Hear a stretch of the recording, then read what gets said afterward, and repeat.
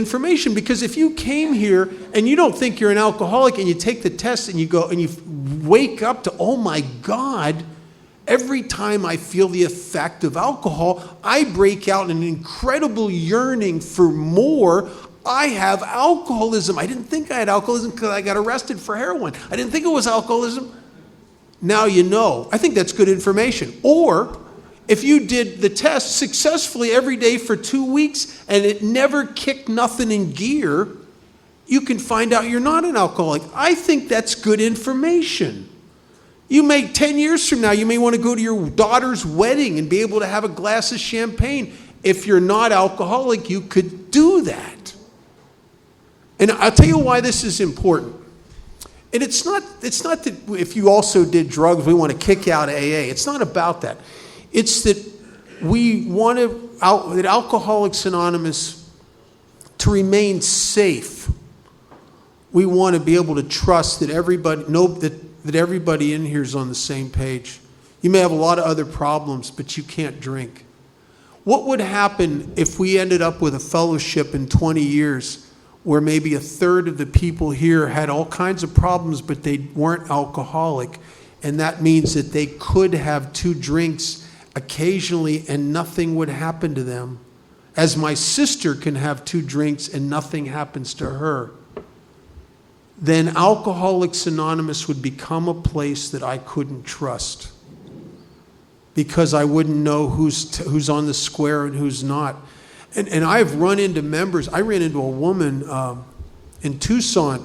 We were doing the same workshop. It was Scott Lee and I were doing it. It was 6 years ago, because 6 years and 1 month, because it was right before my 30th AA birthday. And she came up after the session on the phenomenon of craving, and she said to me, I don't have that thing you're talking about. And I said to her, what thing? That allergic reaction, that phenomenon of craving. And she's 30 years sober. She has a whole row of women she sponsors. And I said to her, well, you know, it's been 30 years. You just don't remember the cause and effect. You just didn't see the reaction in you, but that doesn't mean you're not alcoholic. And then she goes like this. She looks to the left, and then she looks to the right, and she goes, well, actually, I have a glass of wine once in a while. And then she sees my reaction on my face, and she goes, but I don't get drunk. I only have 1 or 2. I don't get drunk, really. And she never was alcoholic. Now, that's fine.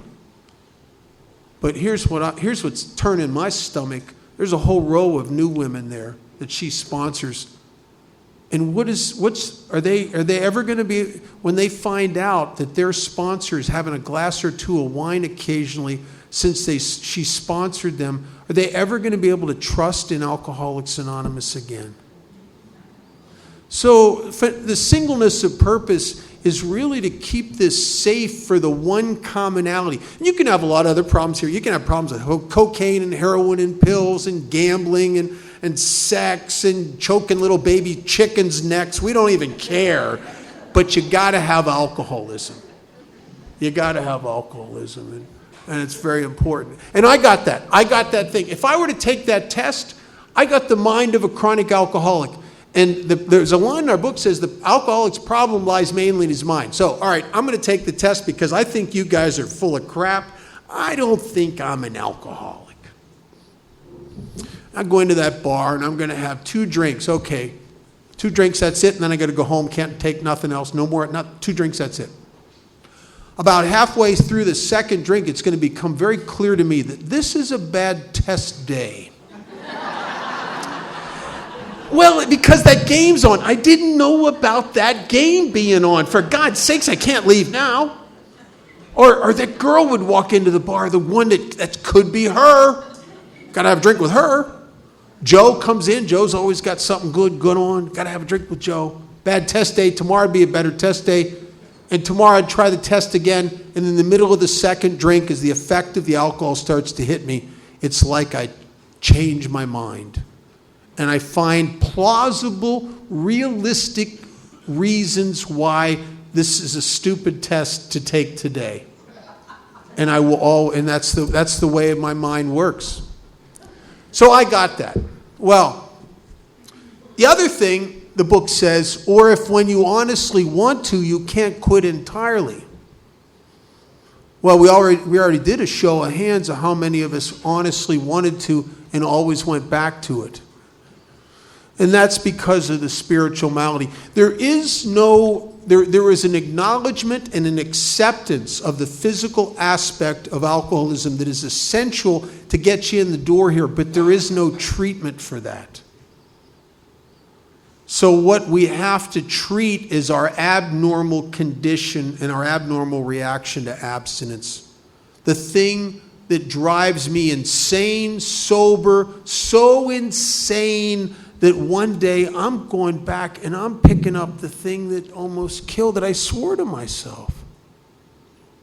And so that can't be wished away. One of the things that happened to me, because I'm an egomaniac and I don't know it.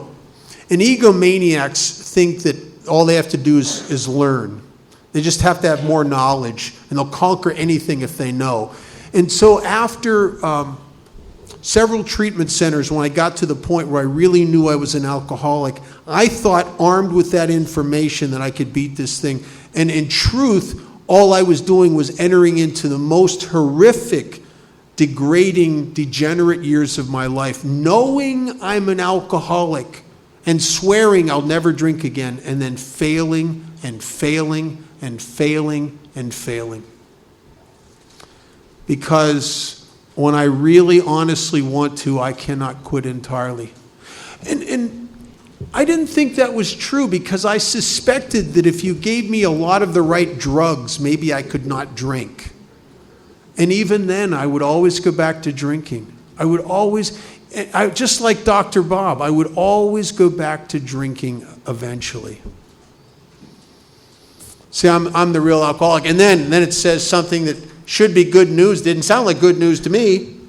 It says, if that be the case, you may be suffering from an illness which only a spiritual experience will conquer. Oh, no. Oh, no. No, come on. Stop it. Stop. No. You know what you're saying. Oh, no. I remember sitting in a treatment center in Waterville, Maine, and it was the first time I'd ever heard or seen a member of AA that looked like the kind of guy I could drink with.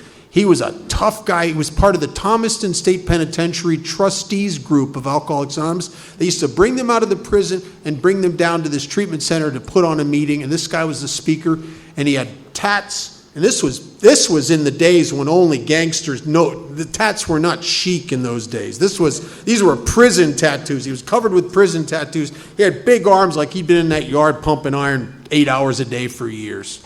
He was in there for shooting a cop. He was an outlaw motorcycle guy, had long hair and a beard, and only because of the way he looked, he didn't look like those do-gooders in AA. Only because of the way he looked, I listened to him.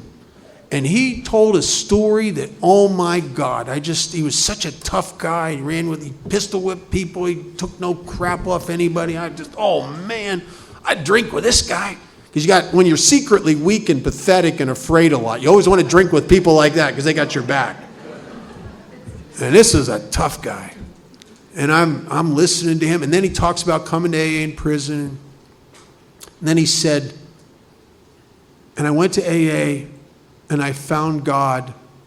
And I remember sitting there going, what? Oh no. Oh, not him. He's cool.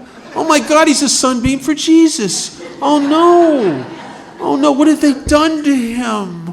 I felt sorry for him. Because I thought, just as it talks about in the 12 steps and 12 traditions, and also in We Agnostics, I thought that was weak. And there was a part of me that thought to myself, I'd rather die than be like that. And I almost did. Because I'm afraid of God. And I can't go there. And yet, on page 45, it says something that I didn't understand. See, I thought you guys were trying to sell me religion. And I had an argument one time with it. I was in this institution, and the guy that ran the place made me go to these AA meetings, and I had an argument with him. I said, I don't think you can make me go to an AA meeting. I know you guys get some government funding, and it says somewhere in the Constitution I got some freedom from religion, and that's a religious thing. And he's like looking at me, he says, it's not a religion. It's spiritual. I'm just looking at him like, who are you trying to kid? Look, they start with a prayer.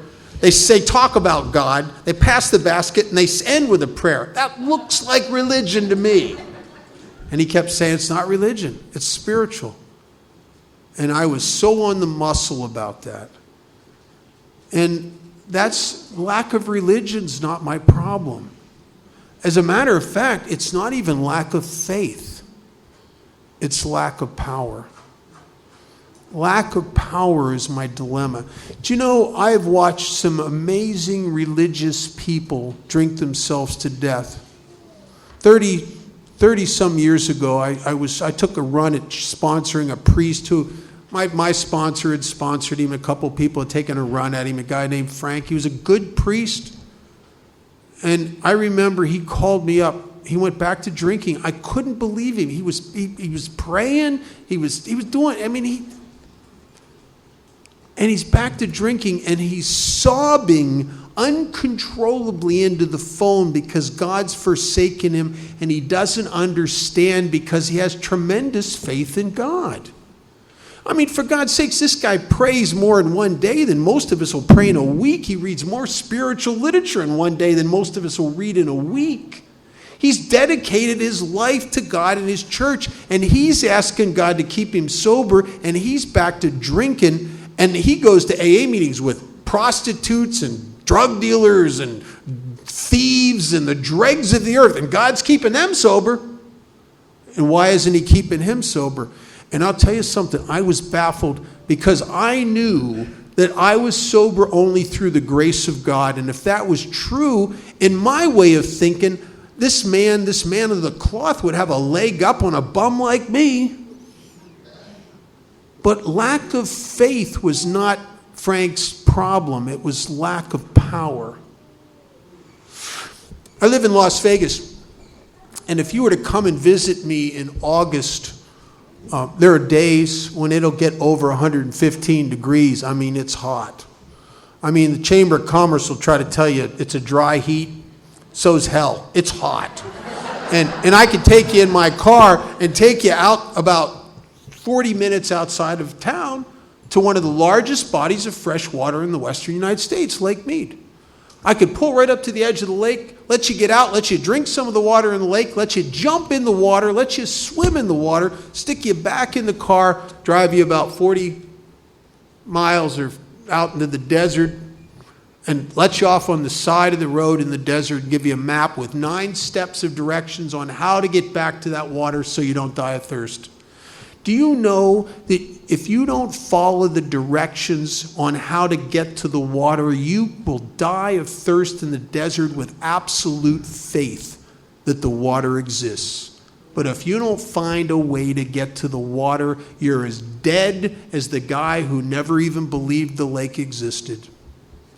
The problem is not believing in God. The problem is accessing the grace. And that's why Mari talked about William James. And William James's experience is not that unlike the experience of Alcoholics Anonymous. We all know dozens and dozens of people who have had born-again, saved, epiphany, religious experiences, and then drank after that experience.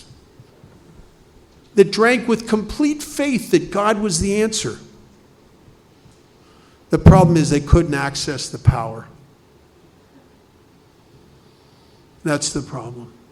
And Alcoholics Anonymous is really it's a process of self-reduction so God can become into my life. The problem has always been there's too much of me between me and God. I'm too self-obsessed. I'm too judgmental. I'm too full of myself. I'm too busy playing God to access God. I'm too consumed with myself and my little plans and designs. And I live most of my life not in reality. I live it up here in the control center, examining my story of reality that I like to tell myself. That's it. Did you ever have the experience with resentments? where for years you hated, you had a case built against somebody, and then later, and you find out one day they didn't even do what you resented them all those years for? And for years you positioned yourself towards them as if they were somebody that that wasn't even them. Right? I live up here. I don't live in reality. And so, what do you do if, and I love what it says here. It says, not only is lack of power my dilemma, it says I had to find a power by which we can live. Isn't that the problem? Is that when you take alcohol and other things like that away from me, I do not of myself have the power to get free. I can't will myself out of my head out here where everybody is. I can't will myself into being free. I can't will myself out of depression. I can't will myself out of anxiety. I can't even will myself into fitting with people. Alcohol at one time gave me the power to live. And in the early days, it really does. And then when it stops working, boy, whew, that's a desolate place. Because now you get into a stage where it's bleak and desolate drunk, and it's bleak and desolate sober. Because sober, you'd think sober is supposed to be better. But I get sober and I don't fit anywhere. I get sober and I live up here and I'm this judgmental guy that just lives life noticing what's wrong with people. I live in this state of separation through all this ego angst where I just separate myself through smug feelings of superiority, or I go the other way and I just beat myself up. I'm either less than you or I'm better than you, but I'm never like I was when I had 5 shots of tequila and I was 18 years old with my buddies, and I'm one with you. I'm either up here or I'm down here, but I'm not right here. And I can't change that. I can remember when in the glory days of drinking, and I can want that with everything in me. But self cannot move self out of the center. And the book says that we can't wish it, or we can't wish this self-centeredness away any more than alcohol. So I enter into this very simple program of self-reduction. It's a very humbling thing. And one of the things that it's in step 2 looks like it's a big deal, but it's really, there's only 2 things the book suggests, and they're not, and neither one of them has anything to do with me believing anything. I think that's good news for those of us that come here afraid of God, or that come here with a lot of prejudices against religions. There are people who come to Alcoholics Anonymous that have been abused by clergy. We get everything there is to get in society. We get it in AA. And AA doesn't say you got to believe what those people believe. It doesn't say you got to believe anything. All it says is we want you to take certain actions that you don't realize yet are designed to reposition you in the universe to catch grace. I think that God's grace is very much like the wind. Any sailboat where the sailor knows how to set the sail, he can catch the power of the wind. But if you don't know how to set the sail, you'll flounder out there. It'll even push you backwards. You have to learn how to set the sail. And one of the problems with my sail is it's just got a giant picture of Bob on it. I mean, it's all about Bob, and so I gotta refit here. So on page 46, it talks about the 2 things. Right in the middle of the page, the 3rd line in the middle paragraph, it says the first thing we found as soon as we were able to lay aside prejudice. Now, that sounds very simple, but I don't think it's simple for guys like me, because I'm so judgmental, and I got the kind of ego that my judgments and prejudices and opinions, they don't appear to me like that. That's not a prejudice. That's really the way it is. The ego's vested in being right. It creates the judgments and the opinions and then it's vested in being right. I heard a speaker years ago say, yeah, alcohol took everything away from me. I ended up in Alcoholics Anonymous and the first thing I got back was my opinion. Right? You can measure my distance from God by the amount of opinions and judgments in my life. True. Because it's all symptomatic of a guy who's egocentric and full of himself. So they're asking me to lay aside these, clean the slate, almost become like a child who knows nothing. This is the epitome of a positioning of humility. To get to a place where you know you don't know. The Buddhists call that enlightenment. They have many, many analogies and stories about enlightenment to that end, that you know you don't know. It's the thing in you that thinks it knows that is not your friend. That's the opinion generator. That's the thing that plays God. So if I can become childlike enough and simple enough to know the truth is I don't know. And you'd think that would be easy. Based on my track record of being wrong, you'd think that'd be an easy thing. But the ego is so resilient. And so can I take a position towards God and towards AA and the steps and life itself as if I don't know? And then the second thing, it says, and express even a willingness to believe. It doesn't say I got to believe. It just says, Bob, can you express? Can you take actions? Can you demonstrate in life, present yourself in life the way someone would present themselves who is willing to believe? Not who believes, but is willing to believe. And one of the first actions they had me do in AA was that they wanted me, and I didn't like this at all, and I just did it because I had agreed to do everything, and they said they wanted me to physically get down on my knees in the morning and ask whatever was running the universe for help. Now, I don't like this. First of all, I don't believe in God. I said to this guy, I said, listen, I don't believe in God. I'm going to feel like a hypocrite doing that. He said to me, you've been a hypocrite all your life. What's the difference? And that's really true. I would tell you one thing and do another. I was not of one mind. I had no integrity. And he said, just do it, and we're going to see what happens. And so I started to do it. And they told me things like, when you get upset, just be quiet and ask God for help. And at the end of the day, thank whatever that was. And I started doing it, and it is so uncanny that from the moment of this unrealized repositioning myself in the universe, God started to show up. And it was amazing.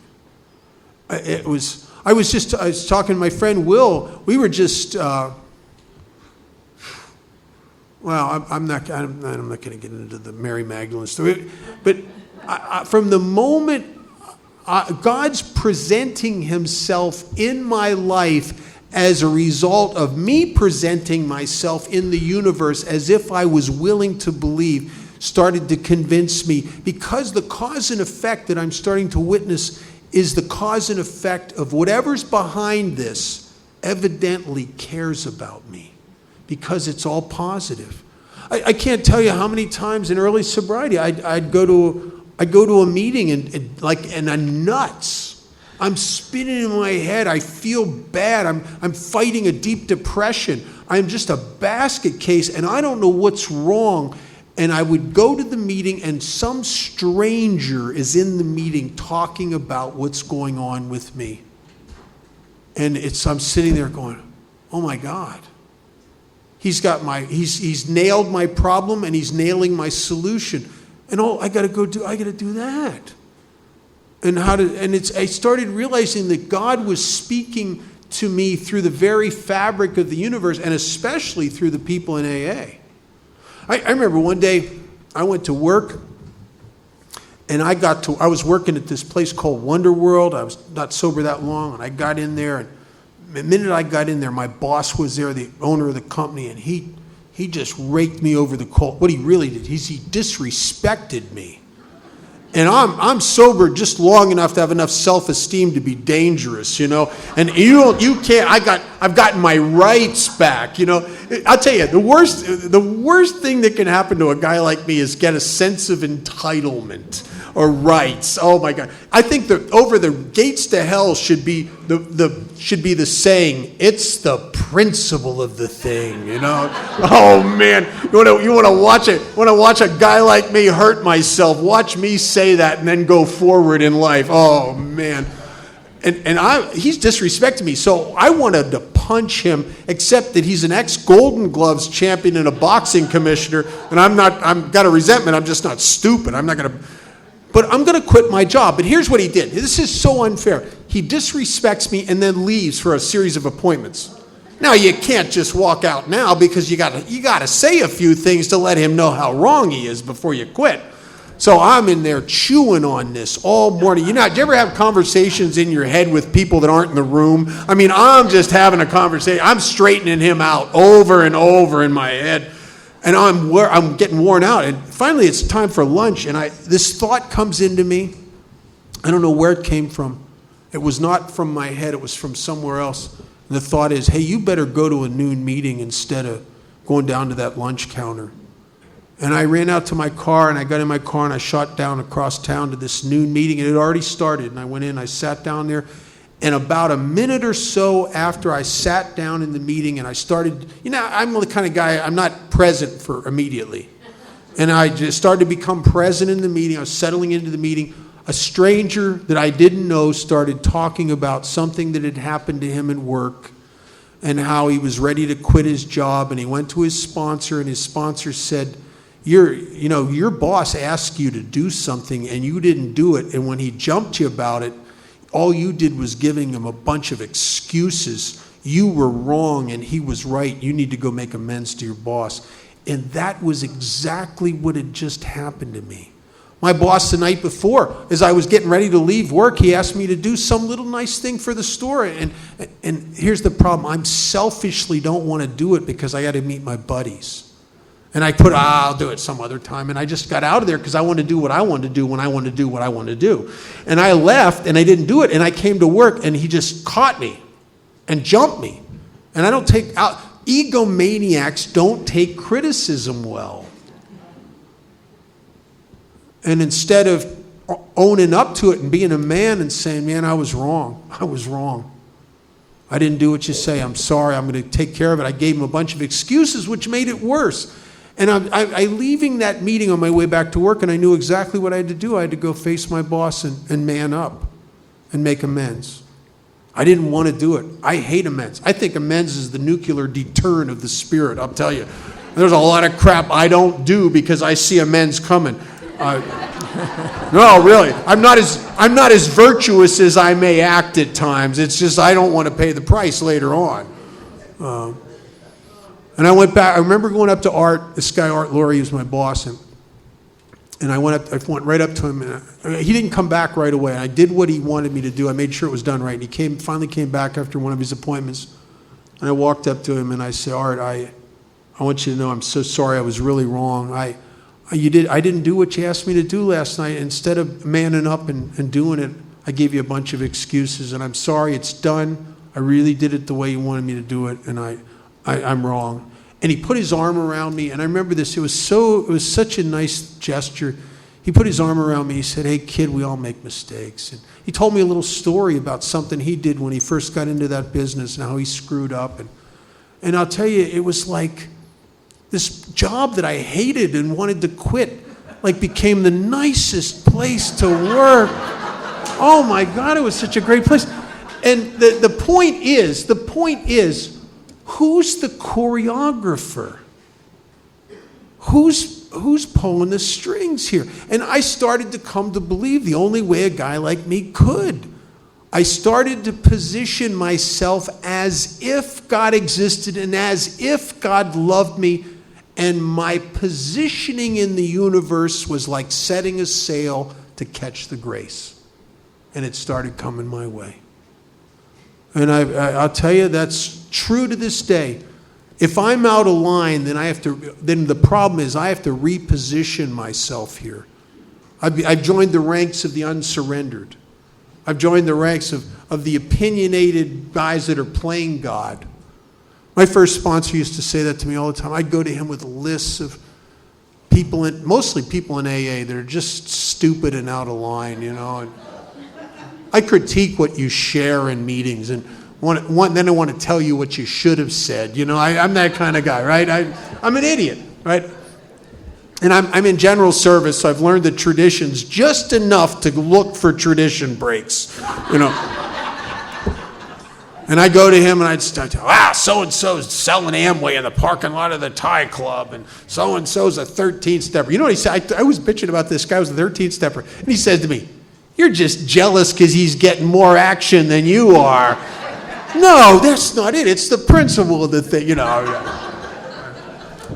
But he'd always end up, after I'd give him this litany of what's wrong with people, he'd always say the same thing. He'd say, "You've got to quit playing God." And I don't get it. I'm not playing God. I'm reporting accurate information here. I'm not playing God. And I was playing God. And isn't it odd that I could be doing something and have done that, taken that position all my life, and I don't even know I'm doing it? As if I'd climbed up onto some throne of judgment. Like it was my responsibility to be the moral judge of everybody and to pick you apart. And the sad part is I did that most of my life, and I never even knew I did it because I thought I was right. I got the kind of ego, I don't think it cares if it kills me, as long as after I'm dead, everybody's walking around going, "Yeah, but Bob was right." He's dead, but he's right. Right? So from the moment I started to take these actions and try to be open-minded and childlike in my perception, and I started to take the action, God started to show up. And one of the things I love about Alcoholics Anonymous is that I don't have to believe anything. I don't have to feel a certain way. All I have to do is take certain actions. And it's funny that even an atheist can come to Alcoholics Anonymous who's so God resistant, they're on the muscle about it. And if they take the actions we take through the steps, we don't know what they're going to believe, but we can promise them one thing. And it's the great promise of AA, and it's mentioned in the 12th step. We can promise that you will have a spiritual awakening as a result of these steps. Well, what's that going to mean? I don't know, but we just know you're going to be different. Well, what kind of different? Look, the way you are, anything's better. Trust me. Trust me, anything's better. And I think that's kind of part of the surrender. You got to get to a point where anything's better than the way I am. Anything's better. And from that lack of alternatives, great things happen. I'll tell you a little story. I'll turn it over for the last 45, 50 minutes to Mari. When I got sober the last time in a detox in Las Vegas, and there was a woman who worked in there who was assigned as my counselor. And in this place, it was like a 28-day program, which they actually kept me for 30-some, because I was in detox a little longer than most people. I was pretty sick. And this woman had done a case history on me. She knew about all the treatment centers I was in. She knew about all my exposure to therapy. She knew that I'd worked in the field briefly for a while. She knew about my parents. She knew about everything. She knew about all my exposure to AA, all the time, all the relapses, all the times I was sober 3 months and 6 months and 3 weeks and she knew about it all. And I get out of there, and she's also a member of AA, and she goes occasionally to my home group. My first home group was a group called the Floating Big Book Group, and met in people's homes. And I saw her, I was about 3 months sober, and I ran into her at that meeting, and she pulls me aside after the meeting, and she says something to me that startled me. She said, "Bob, what happened to you?" And I don't know what she's talking about. I said, "Well, Judy, what are you talking about? What do you mean, what happened to me?" She said, "What happened to you?" I said, "Judy, I don't know what you're talking about." She said, "You're a member of this group, aren't you?" I said, "Yeah, I joined this group." She said, "That's good." She said, "I heard you got a sponsor, Dick Tucson." I said, "Yeah, I did. I call him every day." She said, "He's a good man. That's good." She said, "I heard you just became secretary of a meeting at the Alano Club." I said, "Well, yeah, Judy, I did, but the truth was I'm not sober long enough. They changed the group conscience and voted me in anyway. I only got 3 months." She said, "That's really good." She said, "Every time I'm leaving the detox, you're one of the guys bringing the meetings in there. You come in with those guys, bring it a couple times a week." I said, "Yeah, I do that a couple times a week." She said, "I heard you signed up to go to the new meeting starting out at the Jean prison." I said, "I did, I did." She said, "I even heard you're praying." And when she said that, I was a little embarrassed. I said, "Well, I don't know I'm not sure there's a God. I'm going through the motions." And she said to me, "What happened to you? You never did any of that stuff and the other times you were in AA." And I thought, oh my God, that's right, I never did any. All I ever did was go to meetings and try not to drink. And what happened to me? And I didn't know. I thought about it. I just went home that night talking to myself. What happened to me? Because it didn't make any sense, because my last drunk was not my worst. I mean, I had this illusion that your worst drunk would be so horrific that it would catapult you into recovery or something, And that's not really the case. My last drunk was not my worst. I had some earlier that were hard. It was just the one. It was just the last drunk, not the worst. And I don't know what she's talking about. And when you come off the streets and you come into Alcoholics Anonymous, if you ask for help, man, the help starts coming at you. We also, for the most part, if you want to come here and you don't want help and you want to put out vibes and body language like "leave me alone," we get it. And we kind of leave you alone. There's always one person that's gotten off their meds that won't. But for the most part, we'll leave you alone. We respect that. You want to be left alone, we respect that. Fine. In Alcoholics Anonymous, you have tremendous rights here to be or do or anything you want to do. But if you ask for help, it comes. Oh, it comes. And I had people giving me rides to meetings, and they knew I didn't have cigarettes, giving me cigarettes, helped me get jobs, all kinds of stuff. It was amazing. And the guy, Tim, he was a dice dealer.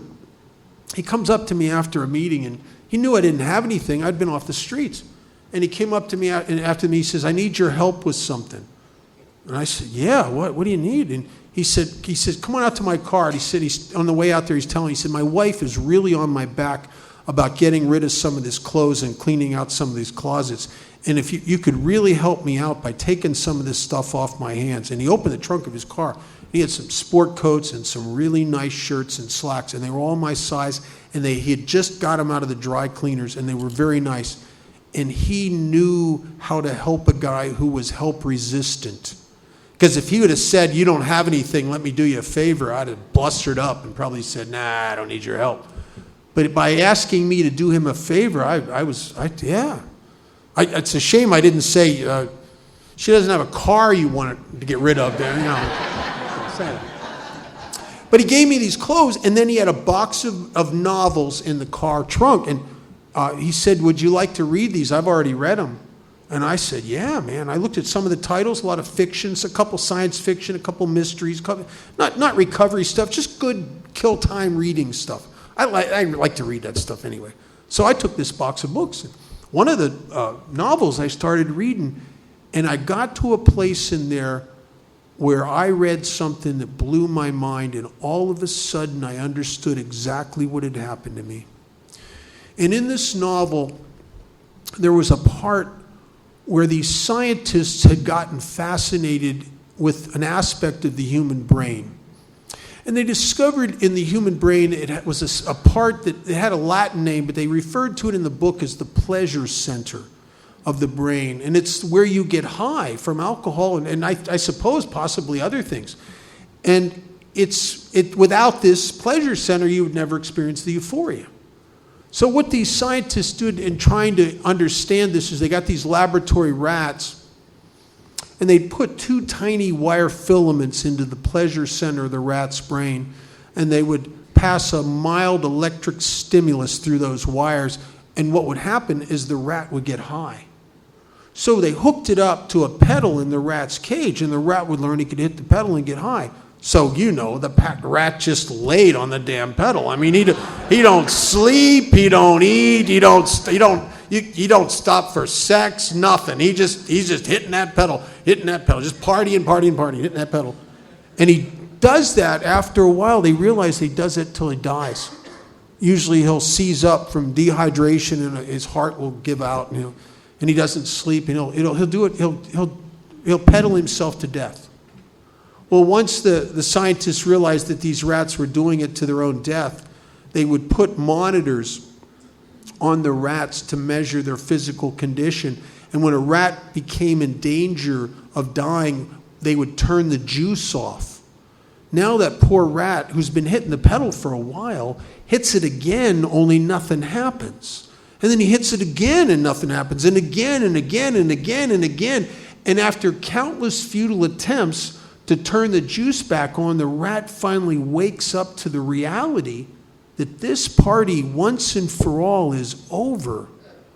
And instead of being able to go back to being a rat, the rat curls up in a ball and lays on the floor of the cage to die. Because without the juice, what's the point? And I'm reading that and I get it. That was what brought me to Alcoholics Anonymous the last time. It was not the consequences of my drinking. What really brought me here is that there was no friendly direction anywhere, not even the bag and the bottle. There was no relief. There was no juice anymore. And I didn't know that. And I got to tell you, all these years later, I'm absolutely convinced that Alcoholics Anonymous is not designed primarily to get you to quit drinking. That may be a byproduct. I mean, if it was designed to get you to quit drinking, you'd think that there'd at least be a sentence in the book somewhere that said, hey, Bob, cut it out. Stop. Matter of fact, it says the opposite. It says, oh, you don't have what it takes. Lack of power is your dilemma. Oh, Bob, there's going to come a time when the most powerful desire not to drink will be of no avail to you. There's going to come a time when you have no mental defense against the first drink. It's basically saying you can't stop, can you, Bob? See, that's not what AA is designed to do. You want to quit drinking, punch a cop. You're going to quit for a little bit. What Alcoholics Anonymous is designed to do is one thing, and that's to turn the juice back on. It's designed to slowly, incrementally, and at best intermittently, because it fades as fast as we get it, to get us back to the freedom that we once found in taking a few drinks when it set us free. And when you think about it objectively, if Alcoholics Anonymous does not produce that at least somewhat, maybe not 24/7, but if it doesn't at least give that to me to some degree, I'm probably not going to stay here. Because alcohol spoiled me and ruined me. It gave me an induced freedom and a spiritual uplift in my early days of drinking when the magic was there. And I will compare everything in my life against that from that moment on. And if I have to find a way to reproduce that freedom, and Alcoholics Anonymous is designed to do all that. And some of you might be thinking, what is that freedom? There's only one freedom, and it contains all freedoms. There's only one freedom that I'll ever need, and that's the freedom from the bondage of self. I drank alcohol because it got me off of me. I could walk into a bar depressed, uptight, I hate my life, just seem to be stuck up in here, and 3 or 4 drinks. Wow. 3 or 4 drinks and it all fell away.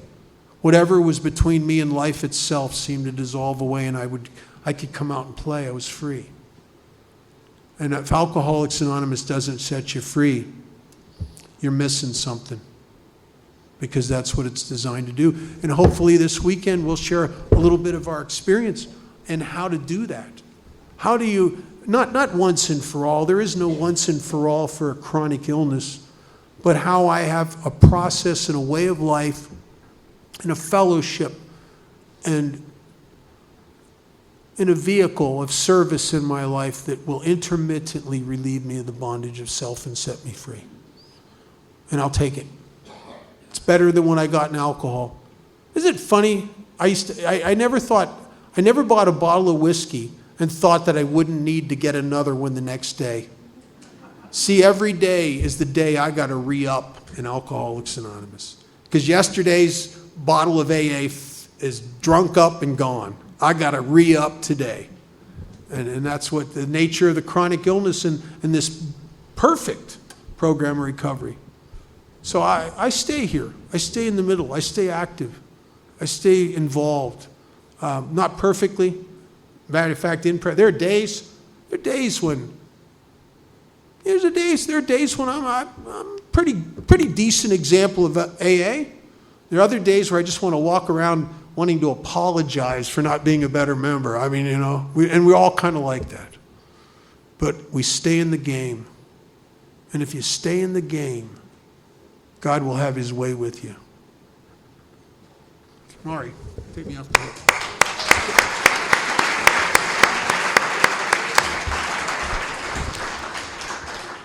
I'm Mary, I'm an alcoholic.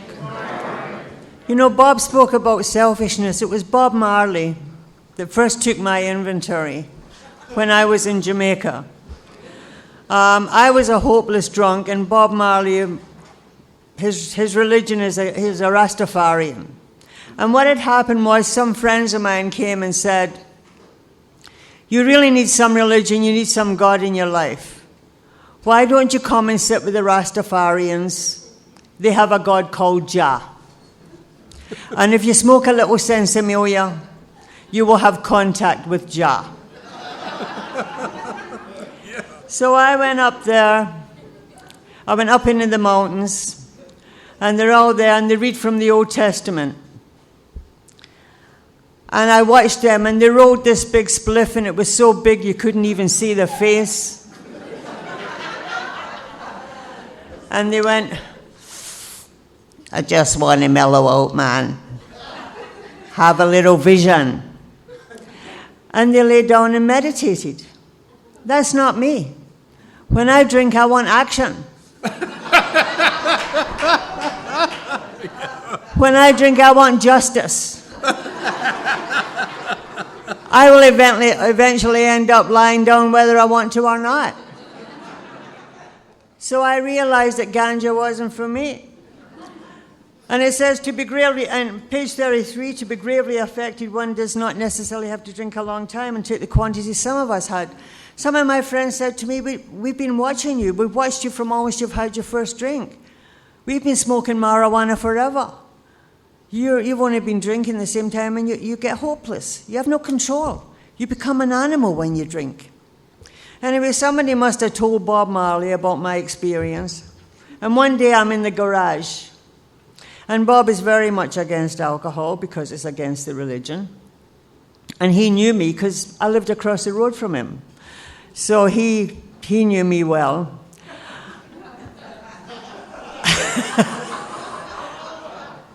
Somebody said once, introducing me in Jamaica,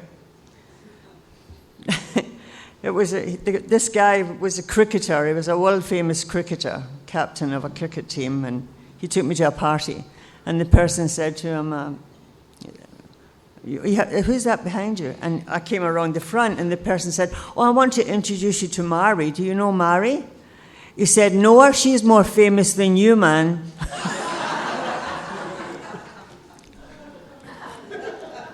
So Bob Marley and I had a BMW. We both had BMWs. And one day I'm in the gas station, and he's heard about the thing, me going up into the mountains. And he shouted at me, and I can't remember everything he said to me, but I know he was taking my inventory. And so he said to me, you think you're smart. This is what I remember. You think you're smart? You drink alcohol, you think you're smart? He said, you don't care about nobody but yourself. Which is true. As Bob was talking about, I am encased in self. I am my own encased ecosystem. Nothing that goes on out there matters to me. I am completely self-enclosed and selfed and selfed and selfed. He said, do you think you're so smart? He said, you're a hedonist and a narcissist, and you don't care about anybody but yourself. And when he said, do you think you're smart, I said to him, I was swaying in the breeze with my cigarette holder, half in the bag. And I said to him, I'm known to have some intellect, you know. He said, if you think you're so smart, what does BMW stand for? I said, Bavarian Motor Works, of course. He says, no, man, it means Bob Marley and the Wailers, you stupid.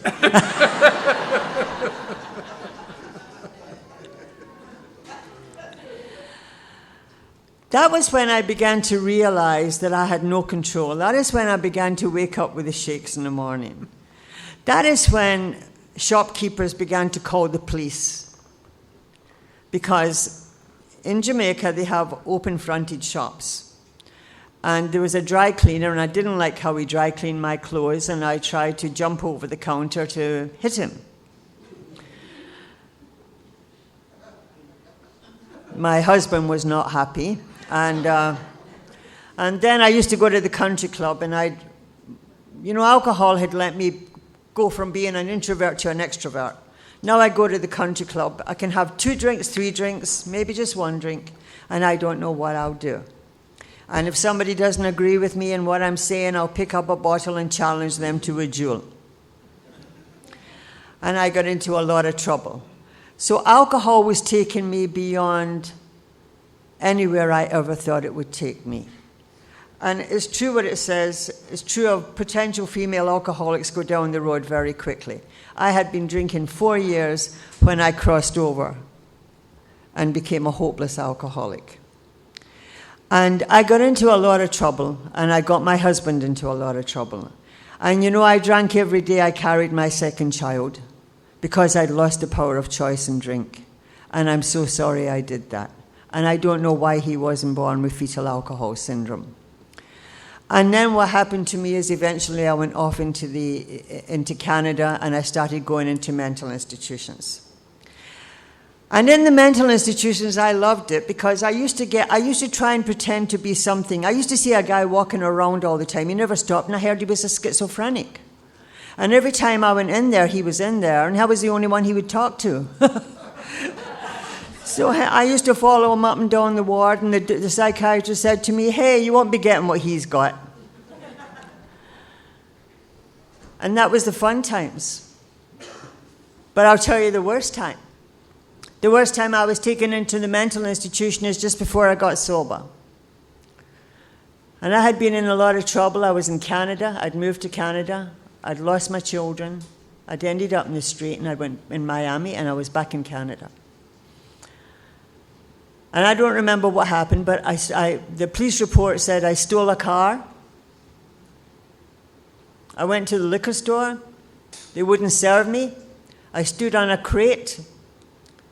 I threatened to kill the guy who was running the liquor store.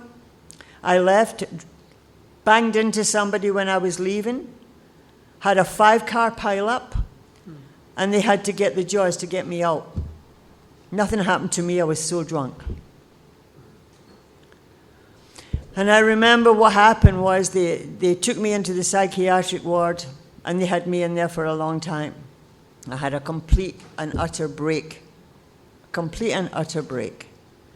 And that day, the psychiatrist said to me, and this was my road to wellness, he said to me, Mary, I've had to write something to keep you out of prison.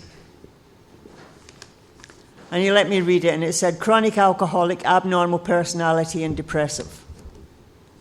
And those are all true. And the prosecuting attorney wanted to put me away, and they said I was a tragic social circumstance. And I realized then, in a moment of clarity, one night, sitting drinking myself sober. Has anybody ever been there? Bill Wilson talks about the loneliness and despair. You know, that quicksand, the self-pity, the all-engulfing self-pity that can kill us. Has anybody in here ever had alcoholic telephonitis? Alcoholic telephonitis is a phenomenon that never attacks in the day. It usually approaches around midnight. When you're sitting alone with your jug and you want to call somebody and tell them how you've been screwed by the world. But you don't want to call anybody nearby because they might come. And so you call foreign countries. All to appease that horrible feeling of loneliness, the loneliness and despair, the terror, the bewilderment, the frustration, and the despair that only alcoholics like us can feel. It is utterly and completely isolating. And I think that maybe what happened was because we carry the message. The last time I was in a mental institution, I seemed to have heard something at the AA meetings they sent me to. And that night I picked up the phone and I phoned AA. And the man who came and 12-stepped me was a Métis, which means he was part Indian, native Indian, and part French. And he started to tell me a story.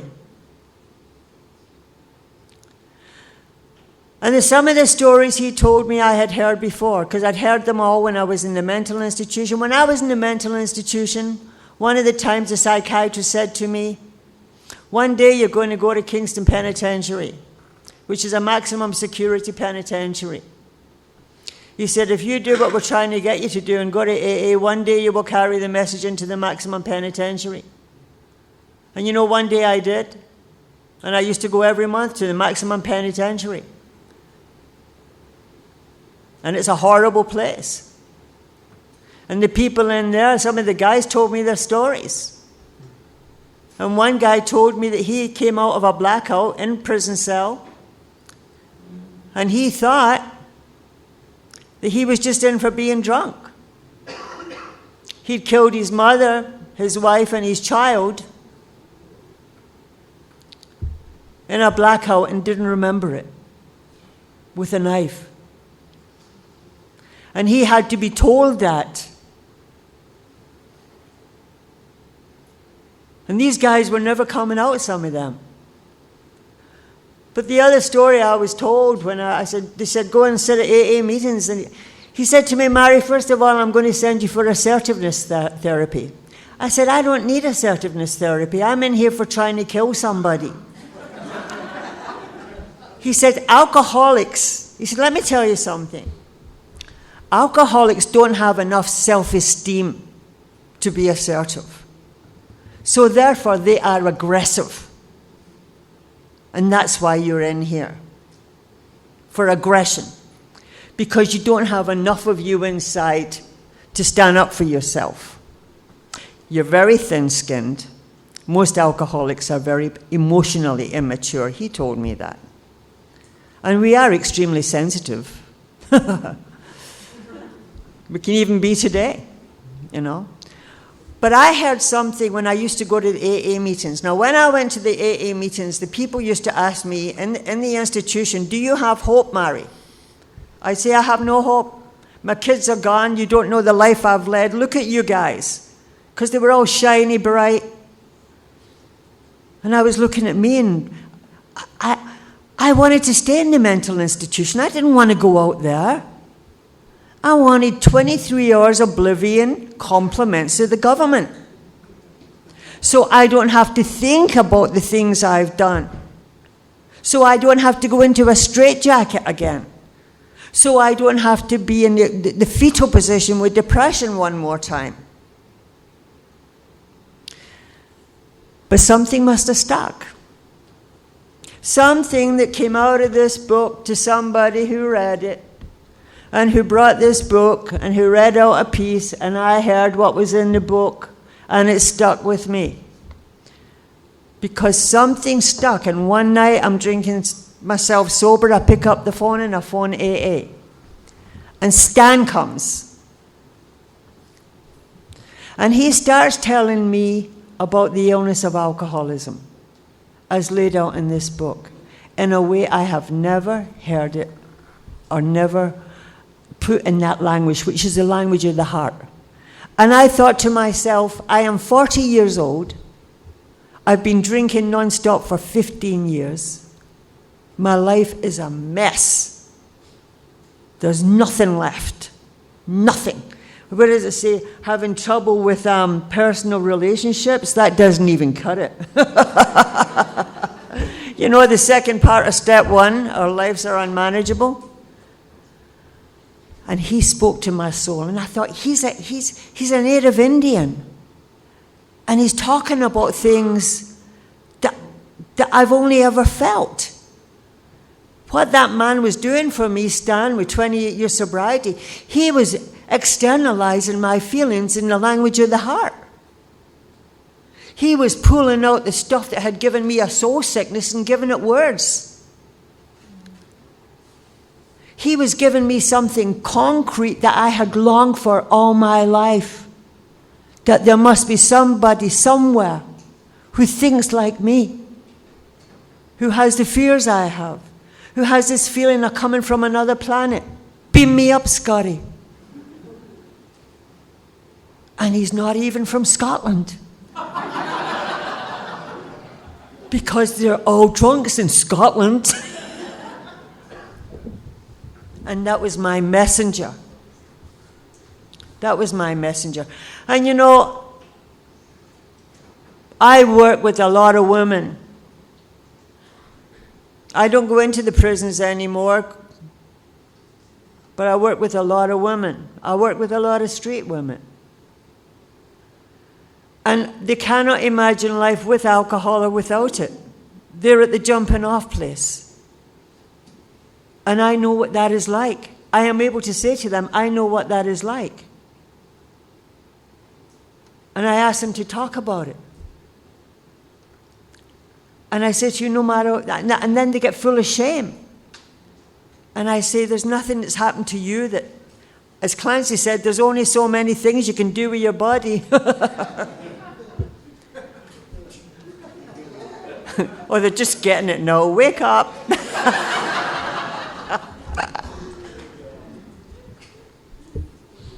I am able to, you know, Stan said something to me, and I always share it everywhere I go and when I talk, because it was the beginning of a great journey for me. Stan gave me my first feeling of camaraderie. Stan gave me my first feeling of hope. Stan gave me that thing of one alcoholic talking to another alcoholic about the things that had always separated and made us different. And Stan gave me an idea of a spiritual life. Carl Gustav Jung, in the letter that Bill Wilson wrote to Carl Gustav Jung, and when Carl Jung wrote back, he said, in his opinion, a spiritual, unfulfilled spiritual need can lead to evil. He used the word evil. And he had gone on and said about that great dictum, spiritus contra spiritum, which means spirit against spirit. If I stop drinking spirit, I will have to infuse myself with spirit.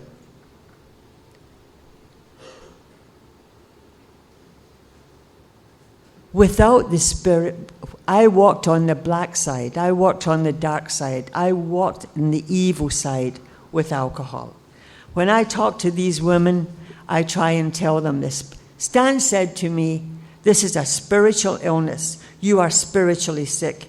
You're not responsible for the things you did when you were drinking, but you have to take the consequences. And the consequences you'll be able to work through in the 12 steps. And I didn't know what the 12 steps were. And he said, Mary, you'll get well. Everybody gets well who really does this. I said, Stan, I'm different. I said, I know I'm an alcoholic, Stan, but I'm nuts. I have a psychiatric report that says I'm nuts. He said, Mary, the 12 steps of Alcoholics Anonymous is like 12 adjustable wrenches. They fit any nut that comes through the door. And those are words of wisdom. And I began to understand that this wasn't just about drinking. I had been baffled. It talks in here all the time about how baffled we are. We try to control our drinking. We can't. All the various different measures we try. I did all of that. And I couldn't bear it. And I couldn't live without drinking. Has anybody in here ever tried the scarf trick? When you put a scarf, you're shaking so much, you put a scarf around your neck and you tie it around the glass and you try and get it up and damage your teeth. The things we do. Has anybody in here ever had DTs? Yeah? They're no fun. That's not even a magical mystery tour. That is horror. I used to wake up biting my tongue with many seizures. And by the grace of God, you know, there is something that happens is that we attract our insides on our outsides. And a lot of times I will attract my inside on my outside, and it will be a woman that is put in my path, as it will be with you. Because this book is the key to life for everybody that wants to really work this program. I admitted I'm powerless over alcohol and my life has become unmanageable. That is the key step for me. Also that I am insane. I have no doubt that I am insane. Are we going to go into 2 and 3, or we're just going to finish 1 and 2? Does this end? What do you think? 1 and 2, yeah. Wait. I'll go on a wee bit I too. want to be done before 9. Step 2, came to believe that a power greater than ourselves could restore us to sanity.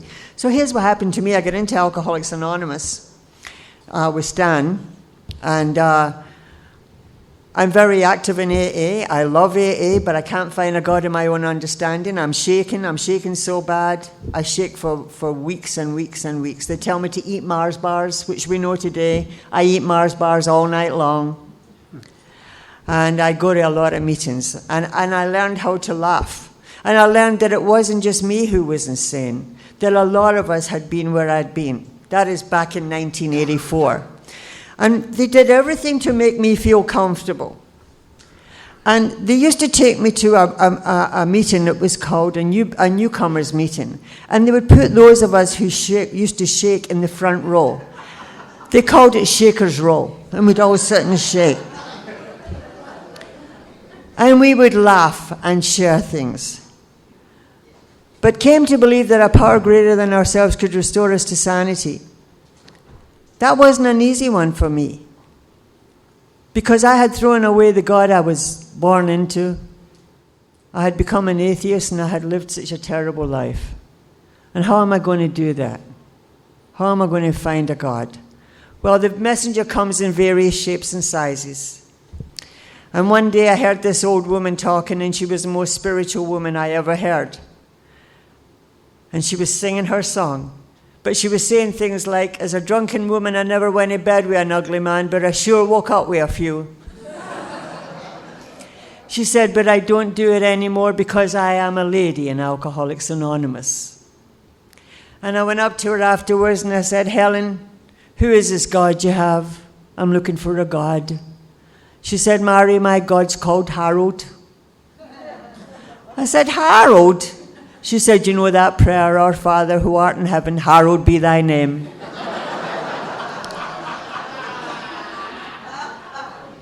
She was pulling my leg. But she told me, like Bob was talking about, that I have to just take the action. I have to be... I won't get into the third step and what had happened to me, but because I'll talk about that then, but something had happened to me that I never wanted to drink again. I had never wanted to drink again. And yet I didn't understand. It was like a moment of clarity, a mea culpa. I don't know why. I never thought about a drink afterwards, which is a miracle to me. But I couldn't believe or understand that a personal God would have done that to me. I thought it was something that had happened because I was hanging around all of you. I thought it was some spiritual energy. I thought it was just, you told me, pray to our God. I didn't know what it was. So I did come to believe that a power greater than myself could restore me to sanity. But I was unable to know what that was. I believed, too, that it had stopped me drinking, but I didn't know if it would help me with sanity, because I had been insane a long, long time. And every now and then in AA, I would see somebody coming in who was just coming out the mental institution. And they would bring the person over to me, and I would sit with them, and I knew we were going to take them back to the mental institution. And my madness began to go. I did not anymore, after 4 years, want to be hospitalized. I did not anymore want to be babied. Harry Tiebout, who was Bill Wilson's psychiatrist, and who's mentioned in the book Alcoholics Anonymous Comes of Age, and who wrote the ego deflation process in the alcoholic. He talks about the inflated ego, the low self-esteem, and also the insanity of the alcoholic thinking, and His Majesty the baby. I wanted to be baby. When I went into the mental institution, I was babied. I was given a bottle. It wasn't a bottle, but it was drugs to suck. And I could just into eternity. Because I want oblivion, and I do not want consciousness. And what you're asking me to have is consciousness. You're asking me to live in the now, in the day, with nothing of the past and have it all fitted out for me. And how am I going to do that? How am I going to do that? So little by little, I get restored to sanity by the steps I take. And when I feel a little bit insane, and when I feel something, I speak to my sponsor. I had a wonderful sponsor. I've always had wonderful sponsors. And she says, tell me whatever's going on in your mind. Bob was talking about 13 steps. I had seen her a few years ago. I was doing a big book thing in Calgary, Alberta. And they brought her, and I said, Carol, a lot of my sponsees were being 13-stepped. I said, I was never 13-stepped.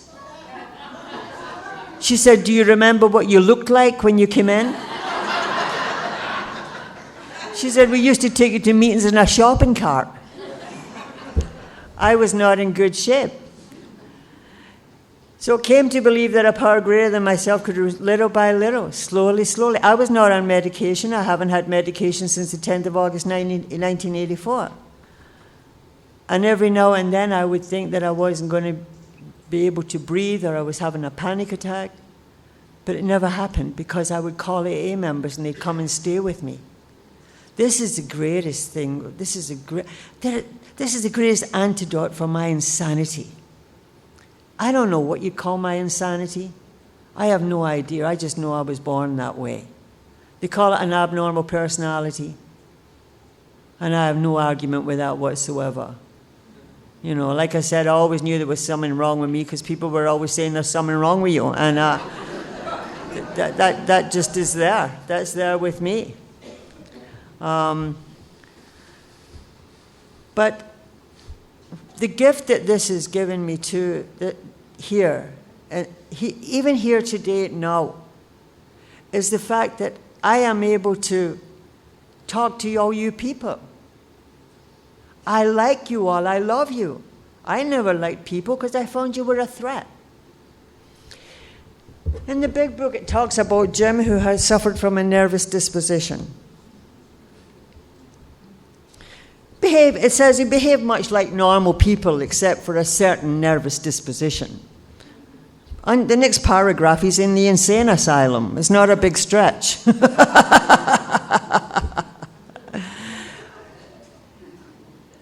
I have watched this thing and monitored it and metered it. What happens in the early days like that? Came to believe a power greater than myself could restore. What was the form of my insanity? I'll tell you exactly what it was. It was based in self. Whenever I felt that I was going to too many meetings, whenever I felt that I didn't want to make the coffee one more time, whenever I felt that when I went into the room and you looked at me funny, you didn't say hello quite the way I wanted you to say it, I would go home and think about that. And think about it. And then I would begin to feel different. And then I would begin to feel less than.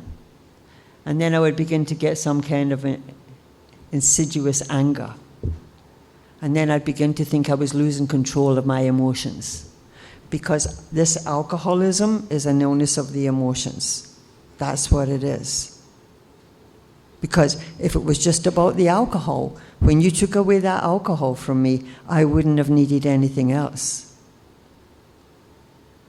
But God will restore me to sanity. I believe that to be true. And even when I didn't believe it to be true, I kept speaking about it. You know, that is the greatest thing that Alcoholics Anonymous has given to me. I remember reading that Bill said when they began to write the first 40 stories in the big book, they got some of the drunks to write them, and the drunks that couldn't write them, they got newspaper guys to do it for them. And I thought, what a great, beautiful blessing that was that he included that in there. Because sometimes a lot of people can only identify with the stories in the beginning. I have spoken to people who have been under medication so long or in psychiatrists so long, their brain's addled. They can't quite take up what it is, but if they read a story and they see that somebody else was in the insane asylum, they say, oh, there's hope for me there. So it was in taking the action and in the structure that I was given. I went back to see my psychiatrist once, and I wasn't in good shape. And I told him that if he ever had any problems, I would buy the hospital for him. And they incarcerated me one more time. Just a little mania. But then I went back to him when I was a couple of years sober. And he just he could barely recognize me, he told me. I looked so different. And he was full of praise for what Alcoholics Anonymous does, because he said, the reason we bring the AA meetings into the mental institution, he said, is because the sanity is not defined properly in these places. He said, for a while we treated you as a manic depressive because alcoholism looks a lot like manic depression, the highs and the lows. He said, one of the doctors said you might be schizophrenic, but we realized very quickly that what you were seeing was the result of hallucinations and induced. He said, but unfortunately, we don't always know that because people are not honest with us about their drinking.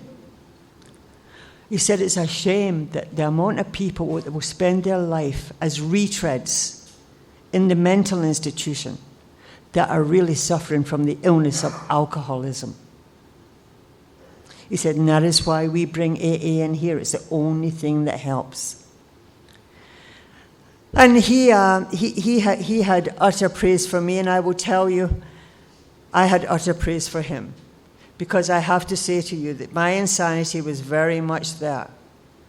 And he kept me alive for 4 years by keeping me and admitting me back into mental institution and sedating me because life had just become too much.